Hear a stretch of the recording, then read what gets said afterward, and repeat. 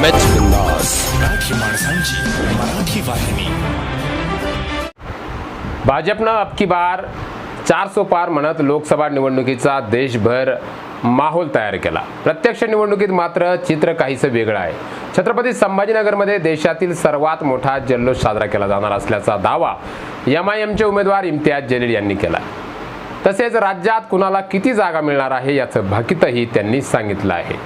इम्तियाज जलील म्हणाले, राज्यात सर्वात जास्त जागा भाजपला मिळतील अशी केंद्रीय मंत्री अमित शहा यांनी छत्रपती संभाजीनगरमध्ये सभा घेतली त्यावेळेस भाकीत केलं. त्यावेळी त्यांनी 45 जागा जिंकण्याचा दावा करत इथून एमआयएमला उखडून फेकण्याची भाषा केली होती.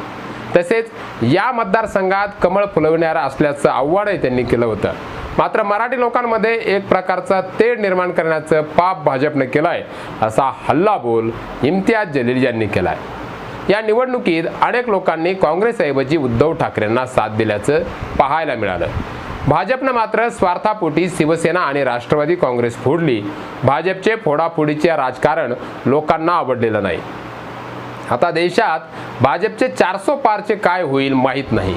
राज्यातील चित्र मात्र नक्कीच वेगळं असणार आहे असा दावा इम्तियाज जलील यांनी केला आहे. राज्यात येऊन अमित शहांनी मिशन 45चा दावा केला आहे. त्यानंतर त्यात घट होऊन उपमुख्यमंत्री देवेंद्र फडणवीस 41 वर आले.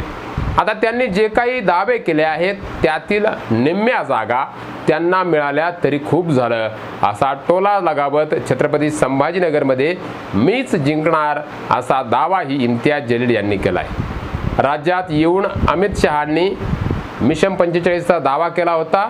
त्यानंतर मात्र आता याच्यात घट झाली आहे. उपमुख्यमंत्री देवेंद्र फडणवीस हे 41 वर आले. त्यामुळं संभाजीनगरची जागा एमआयएम म्हणजेच इम्तियाज जलील जिंकणार असा दावा ते करतायत. इम्तियाज जलील म्हणाले की छत्रपती संभाजीनगरमध्ये देशातील सर्वात मोठा जल्लोष होणार आहे. तो साजरा करण्यासाठी सर्वांना निमंत्रण देतोय. आता गुन्हेगारी पार्श्वभूमी असलेले लोक निवडणुकीत आहे. रिक्षा चालवणारे कोट्यवधींचे मालक झाले. राजकीय असे किंवा एकमेव असं क्षेत्र आहे की तिथे शेकडो कोटींची उलाढाल वाढवता येते, उत्पन्न वाढवता येते. भाजपमध्ये असे 300 खासदार असल्यानं पंतप्रधान नरेंद्र मोदी निवडणुकीत सुधारणा आणणार नाहीत असा टोला सुद्धा इम्तियाज जलील यांनी लगावला आहे.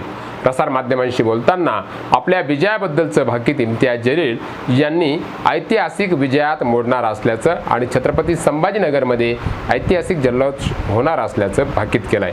नेमकं आता प्रतीक्षा आहे ती 4 जूनची. 4 जूनला कोण खातं उघडतं की पुन्हा एकदा इम्तियाज जलील निवडून येतात की चंद्रकांत भुमरे निवडून येतात हे पाहणं आता औत्सुक्याचं ठरणार आहे.